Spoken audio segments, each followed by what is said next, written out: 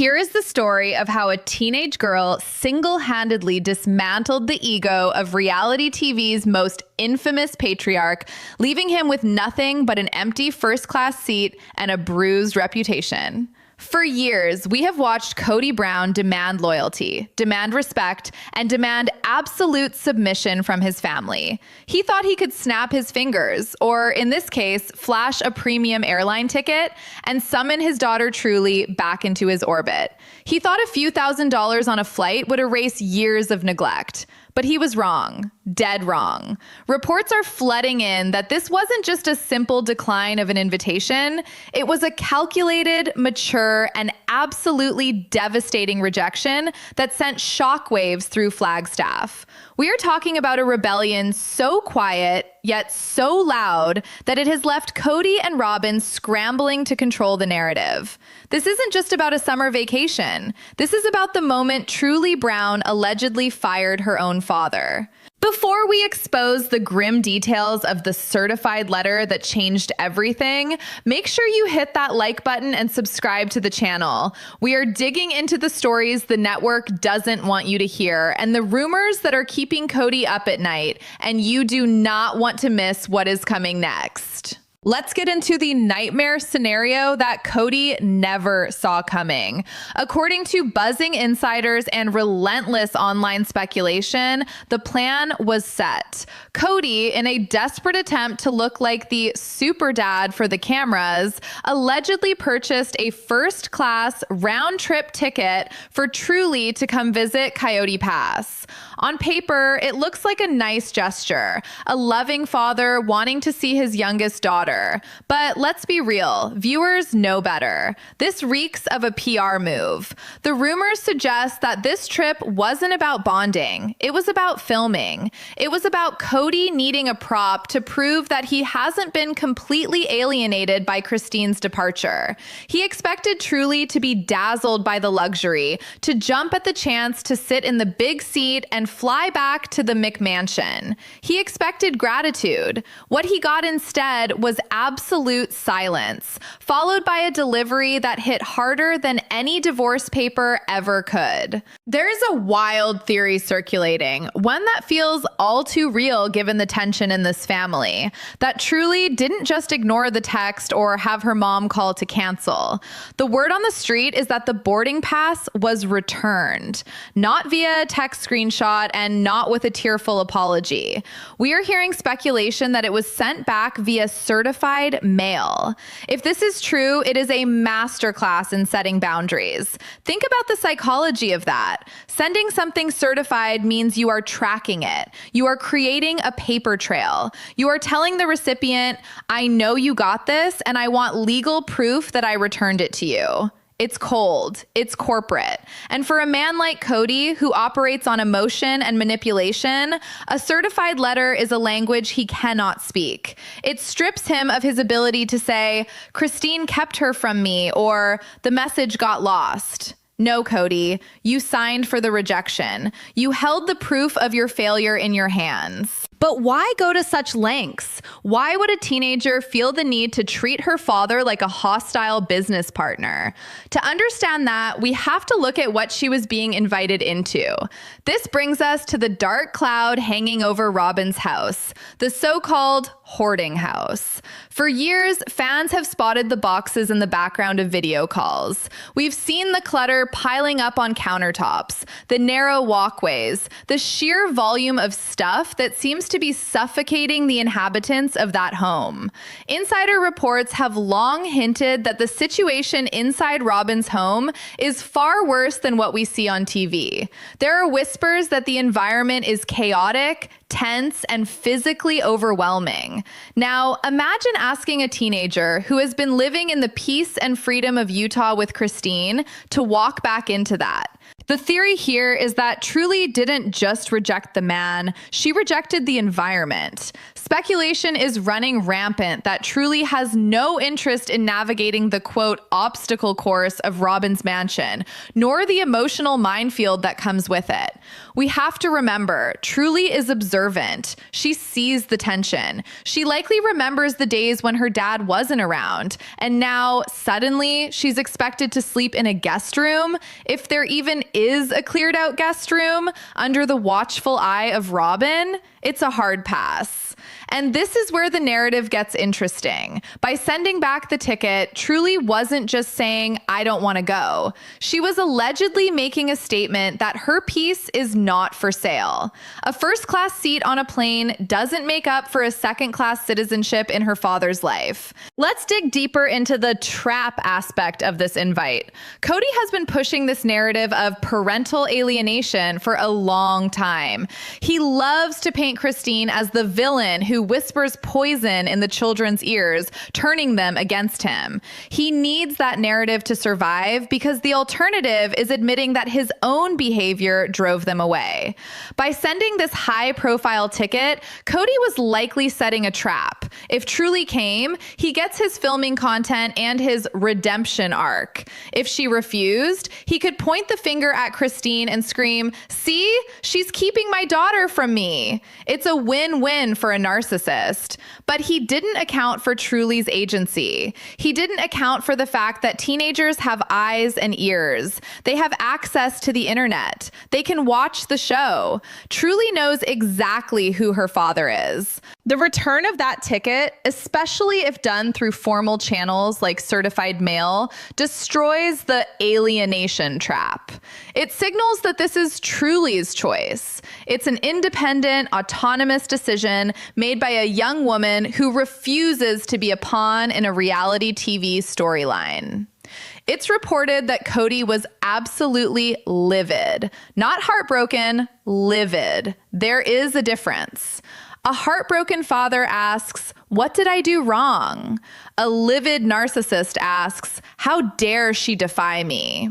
Sources suggest that the rejection triggered a massive meltdown at Coyote Pass, with Kody ranting about respect and loyalty, completely missing the irony that respect is earned, not bought with airline miles. And we can't ignore the financial insult of it all. This is the same man who worried about the cost of everything when it came to the other wives, but suddenly has the funds for premium travel when he needs to prove a point.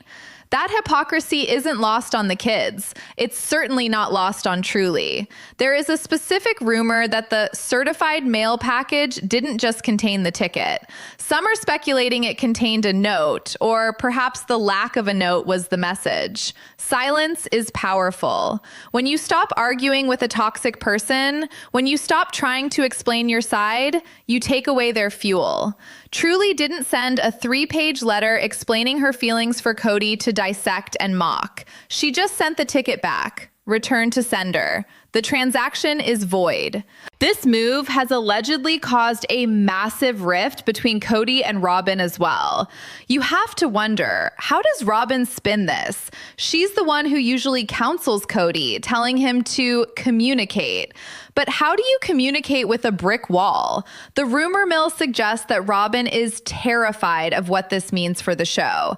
If the kids stop engaging, if the conflict stops being a two-way street and just becomes a door slamming in Kody's face, the show loses its drama. Or rather, the drama shifts. It stops being sister wives and starts being the lonely patriarch. Truly's refusal to engage threatens their paycheck, and that is likely why the reaction was so volatile. But wait, because it gets darker. There are reports, let's call them exclusive theories for now, that when the nice guy act didn't work, Kody's camp considered escalating things. We're hearing whispers about legal threats. Imagine that. A father so desperate to force a relationship that he allegedly considers consulting lawyers to mandate visitation. If there is even a grain of truth to this, it shows a fundamental misunderstanding understanding of love. You cannot litigate affection. You cannot subpoena a hug. If Kody actually threatened legal action to force Truly to visit the Hoarding house, it would be the final nail in the coffin of their relationship. It shifts the dynamic from father-daughter to warden-prisoner. And knowing Christine and the mama bear energy she has, you can bet she was ready to fight that tooth and nail. Let's pause and look at the hoarding house element again, because this is critical context. Why is the condition of Robyn's home such a big deal? It's not just a mess, it's about psychological space. Insider leaks describe a home filled with unopened boxes, piles of purchases, and a general air of stagnation. For a teenager, your environment is everything. If the reports are true that Truly felt uncomfortable or even unsafe in that clutter, then her refusal to go is an act of self-preservation. It's a healthy boundary. Kody lives in a reality where everyone must adapt to his chaos. Truly, living her best life in Utah, has realized she doesn't have to adapt anymore. She has an exit strategy, and she used it. The irony here is palpable. Kody spent years ignoring Truly. We all remember the heartbreaking scenes from the past, the bike riding lesson, the neglect during her medical crisis. The internet never forgets. Now that she is older and he wants to pay attention, he is shocked to find out the door is locked. He's banging on the door with a first-class ticket in hand, screaming, "I'm here now!" And Truly is simply sitting on the other side, turning up the volume on her music. The certified mail maneuver is her way of adding a deadbolt to that door. It's official, it's documented, and it's humiliating for him. As we move deeper into this story, we have to talk about the fallout. What happens when the king realizes his subjects have all left the kingdom? Kody is left with Robyn, the boxes, and a returned plane ticket. But the story doesn't end with the mail delivery. Oh no. The rumors suggest that Kody didn't just take this lying down. There was a counter move, a retaliation that involved money, guilt trips, and a desperate attempt to regain control.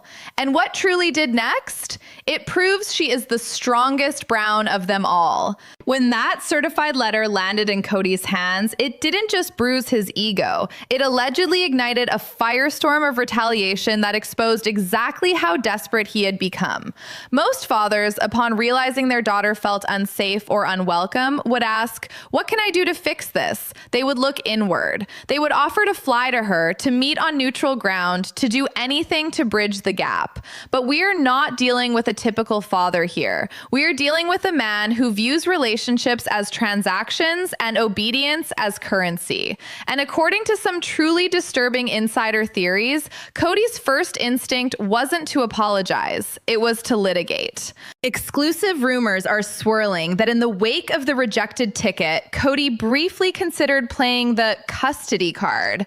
This is where the story gets incredibly dark. Sources hint that there were conversations about enforcing visitation rights through the legal system. Imagine the sheer audacity of that. A man who, for years, complained about the burden of traveling to see his children, suddenly threatened to drag his teenage daughter into a courtroom to force her to spend time with him. It is the ultimate power move of a narcissist losing control. You will love me, or a judge will make you sit in my house. It is chilling. But here is the twist that Kody likely didn't anticipate. Robyn's house is his biggest liability. Legal experts and fans alike have pointed out a massive flaw in this alleged plan. If Kody were to push for court-mandated visitation, he opens the door to a home inspection. A guardian ad litem would need to assess where Truly would be staying. And this brings us back to the hoarding house allegations. If the reports are true, if Robyn's home is indeed a labyrinth of boxes, clutter, and potential safety hazards, Kody Kody cannot afford to let an official inside. The very fortress he has built to keep the world out is the same thing preventing him from legally forcing his kids back in.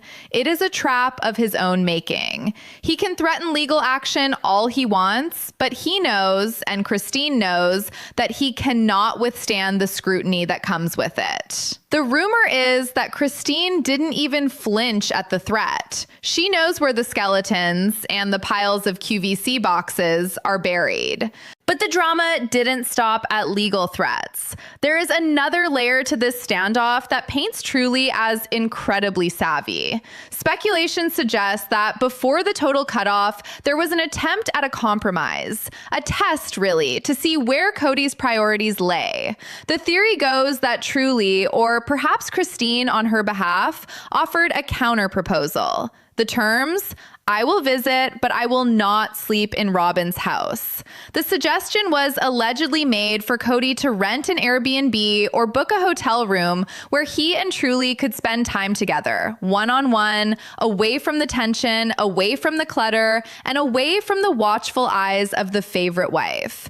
This was the golden opportunity. If Kody truly wanted to see his daughter, if it was really about the bond and not the control, he would have jumped at this. He would have slept in a tent in the backyard if it meant reconnecting. But reports claim Kody flat out rejected the idea. Why? Because in his mind, rejecting Robyn's house is an insult to Robyn. He allegedly viewed the request for a hotel not as a reasonable boundary for a teenager who wants privacy, but as a direct attack on his kingdom. By refusing to leave the McMansion, Kody proved a devastating point. His loyalty to Robyn's feelings outweighs his desire to see his own flesh and blood. He essentially told Truly, you come to my turf on my terms or you don't come at all. And Truly, with the maturity of someone twice her age, chose not at all. This rejection of the neutral ground offer is what makes the first-class ticket seem even more manipulative.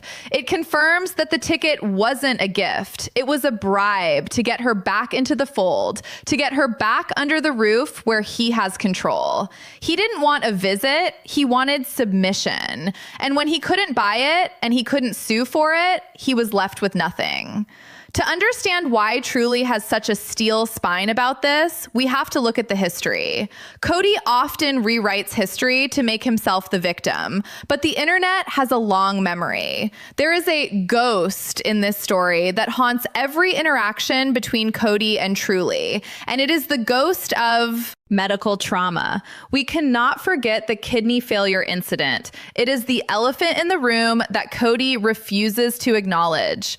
Years ago, while Christine was away, Truly fell dangerously ill under Kody's watch. He dismissed it. He ignored the signs. It wasn't until Christine returned that the severity was realized, and Truly ended up in the hospital fighting for her life. Fast forward to Kody's infamous knife in the kidneys speech.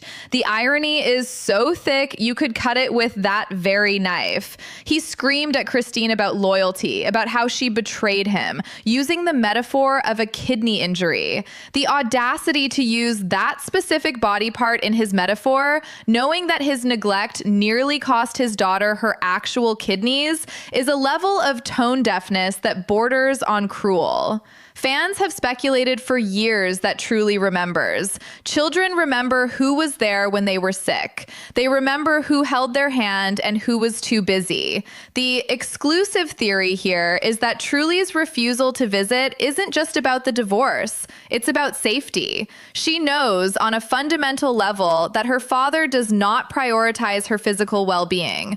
Why would she get on a plane to stay in a cluttered house with a man who didn't notice when she was going into organ failure? The first-class ticket is a shiny distraction, but it doesn't erase the fact that she nearly died on his watch. This connects directly to the performative dad angle. Kody loves the idea of being a patriarch. He loves the image of a big, happy family gathered around him, but he hates the work. Being a dad to a teenager, especially one you haven't raised day to day, requires humility. It requires listening. It requires admitting you messed up. Kody is incapable of any of those things. The rumors suggest that his recent attempts to reach out are entirely driven by the cameras. With the new season filming, he needs content. He needs to show the audience that he is trying. But Truly sees the cameras. She sees the lighting crews. She knows that this summer vacation is just a plot point for season 19 or 20. There is also a buzzing theory about the digital silence Truly has maintained. We hear reports that Kody sends texts, long, rambling paragraphs about how much he misses her, potentially laced with guilt trips about how she is breaking his heart. And the response? Radio silence, or perhaps a simple thumbs up reaction. This is the gray rock method in action, a technique often used to deal with toxic personalities. By becoming as uninteresting and unresponsive as a gray rock, you give the manipulator nothing to work with. Truly has allegedly mastered this. She doesn't feed the drama. She doesn't give him the angry reaction he can use to paint her as difficult or brainwashed. She just exists, happy, healthy, in Utah. And that indifference is destroying him. Let's talk about the trap moment again, but from a different angle, the financial trap. We know Kody and Robyn are allegedly facing financial strain. The art on the walls, the Rolexes, the endless figurines, it all costs money. And without the income from Christine, Janelle, and Mary, the family pot is shrinking. Some insiders speculate that Kody's desire to get Truly to Flagstaff was also a way to secure more filming hours for the family pot, which he controls. If Truly is on screen, that is content. That is a storyline. That is money. By refusing to film and refusing to visit, Truly is effectively cutting off a revenue stream. She is denying him the ability to monetize her presence. It's a sophisticated move. She is saying, you don't get to profit off a relationship you didn't build. This financial angle gets even stickier when you consider the rumors about child support. There are reports, let's call them internet whispers for now, questioning whether there is a formal child support agreement in place for Truly. If Kody is spending thousands on first-class tickets but dragging his feet on actual consistent monthly support, that is a massive contradiction. It's the Disneyland dad syndrome on steroids. He wants the credit for the big, flashy gesture, but he doesn't want the mundane, day-to-day responsibility of contributing to her life. The ticket was a one-time purchase. Child support is a commitment. And Kody Brown has a history of struggling with commitments that don't directly benefit him. The rejection of the ticket also highlights the contrast between the lives Truly lives. In Utah, with Christine and David, she is thriving. We see photos of her smiling, looking relaxed, engaging in hobbies, and being a normal teenager. There is a lightness to her. Contrast that with the energy of the Brown family meetings we've seen in Flagstaff. The crying, the yelling, the tension. Kody wants to drag her back into the storm, and she is standing firmly in the sunshine. The certified mail wasn't just a returned item. It was a reality check. It said, I have a life, and it is better without your chaos. But here is where the story takes a turn that could change everything for the future of the show. We are hearing speculation that Kody is not just hurt, he is vengeful. The narcissistic injury of being rejected by his youngest daughter has allegedly caused him to lash out at the only person he can still reach, Christine. Rumors are bubbling up that Kody is blaming Christine entirely for this, accusing her of violating their agreements and potentially looking for loopholes to punish her financially. He can't get to Truly, so he goes after his mother. But he is underestimating Christine's new position. She is married now. She has a support system. She has a legal team. And she has the public on her side. Kody is playing a game of checkers while Truly and Christine are playing 4D chess. He thought a plane ticket was a checkmate. He thought, how can she say no to luxury? He failed to realize that when you have emotional safety, luxury means nothing. When you have peace, a first-class seat into a war zone is not an upgrade, it's a demotion. As we gear up for the final part of this saga, we have to ask, what happens now? The ticket is returned, the legal bluff has failed, the safe space compromise was rejected, Kody is out of options. But a man like Kody Brown never goes down quietly. There are whispers of a new strategy emerging from the McMansion, a strategy that involves a public smear campaign disguised as telling his truth. And the target? It's not just Christine anymore. It's the credibility of the children themselves. You will not believe what insiders are saying Kody plans to do next to save his reputation. If legal threats and financial manipulation were the weapons of a desperate man, what comes next is the strategy of a defeated one. We are entering the scorched earth phase of Kody Brown's relationship with his children. Insiders are hinting at a truly toxic pivot in Kody's narrative strategy. Since he cannot force Truly to visit and he cannot buy her affection with first-class tickets, the rumor is that he plans to dismantle her character, or at least the character of the parenting she is receiving. We are hearing whispers that Kody is preparing to paint himself as the victim of a hostile takeover, alleging that Christine has poisoned Truly's mind to the point of no return. But here is where Kody's plan falls apart. The audience has eyes. We have watched Truly grow up. We know she is smart, quirky, and incredibly observant. If Kody tries to spin a story that his daughter is troubled or rebellious, it won't stick. It will only make him look more out of touch. There is a growing theory that this entire returned ticket saga has pushed Kody into a state of total isolation with Robyn. The hoarding house has become an echo chamber. When you cut off the people who challenge you, the people who tell you the truth, you are left with only the people who feed your delusions. Robyn, by all accounts, feeds the narrative that Kody is a good man who is simply misunderstood. But that validation is hollow when the seats at the dinner table are empty.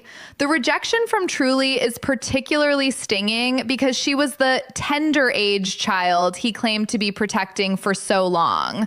Now, that tender child has grown a thick skin and walked away. We also have to talk about the David factor. This is the variable Kody never calculated. For years, Kody was the only father figure Truly knew, even if he was an absent one.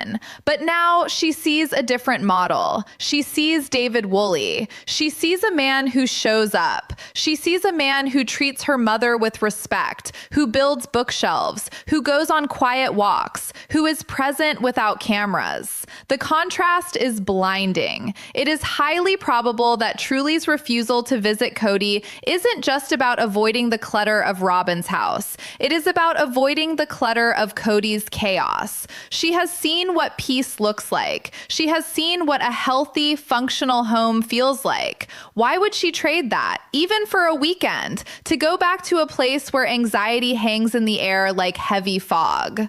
The return of the certified mail is symbolic of Truly choosing that peace over his drama. It is a rejection of the performative parenting that Kody relies on. He wants the photo op. He wants the scene where they hug and he cries and makes it about him. Truly denied him that scene. By sending the ticket back, she denied him the footage. She denied him the storyline. And in the world of reality TV, denying someone a storyline is the ultimate power move. It renders him irrelevant in her life. She effectively wrote him out of her script. Let's look at the financial implications one last time, because this is where the empire truly crumbles. Kody and Robyn are reportedly bleeding money. The show is their lifeline. But the show is built on the family dynamic. If the OG Brown family is gone, if the kids refuse to film, if the ex-wives are living their best lives elsewhere, What is left to watch? We are seeing the slow motion collapse of the Sister Wives brand as Kody knew it. Truly was one of the last links to the original family unit. With her firm no, the show is forced to pivot to something else entirely. The aftermath of a broken patriarch. Kody isn't the star of a show about a plural family anymore. He is the subject of a documentary about how to lose everything. This brings us to the point of no return. There comes a moment in every child's life where they realize their parents are just people, flawed, messy people. For Truly, that moment seems to have arrived with a clarity that is terrifying for Kody. She has realized that she doesn't owe him her time. She doesn't owe him her emotional energy. The Hoarding House rebellion isn't a tantrum. It is a graduation. She has graduated from the school of Kody's manipulation. She has looked at the boxes, the clutter, the unequal rules, and the favored wife, and she has said, I am good. Keep the ticket. The silence from Kody's camp in response to the specific details of the certified mail rumor is deafening. Usually, when a false story breaks, they scramble to deny it. But on this, radio silence. That often indicates that the truth is even more embarrassing than the rumor. If he admits she sent it back, he admits she doesn't want him. If he denies it, he has to prove she visited, which he can't because she didn't. He is checkmated. The trap he set for her became the trap he stepped into. So, what is the legacy of this moment? Years from now, when we look back at the downfall of Kody Brown, we won't point to the divorce papers. We will point to the empty seat on that plane. We will point to the certified letter that said, "Return to sender." That was the moment the power shifted forever. It was the moment the scapegoat child became the hero child. Truly, Brown didn't just reject a vacation. She broke a generational cycle of needing validation from a narcissist. She proved that you can walk away. You can send the ticket back. You can choose your own happiness. Kody Brown is left in his mansion, surrounded by his quote-unquote stuff, his precious collectibles, and his obedient wife. But he is poorer than he has ever been because he lost the currency that actually matters, the love and respect of his children. He tried to buy it back with a first-class seat, but he found out the hard way that some things are not for sale. Truly isn't buying what he is selling anymore, and frankly, neither are we. This story is far from over, and you can bet that as the new season unfolds, we will see Kody try to spin this. He will try to cry. He will try to blame. But we know the truth. The ticket was returned, the boundary was set, and the quote hoarding house remains empty of the one thing Kody wanted most: control. If you want to stay ahead of the narrative and get the real breakdown of what is happening behind the scenes of Sister Wives, you need to subscribe to this channel. We don't just watch the show, we read between the lines. We track the rumors, the legal filings, and the social media silence to bring you the truth. Did Truly make the right call by sending that ticket back? Or should she have given him one last chance? Let me know your thoughts in the comments below. I read every single one. And if you enjoyed this deep dive into the Hoarding House rebellion, smash that like button and hit the bell notification so you never miss an update. The drama is only heating up, and you do not want to be left out of the loop. Thanks for watching, and I'll see you in the next video.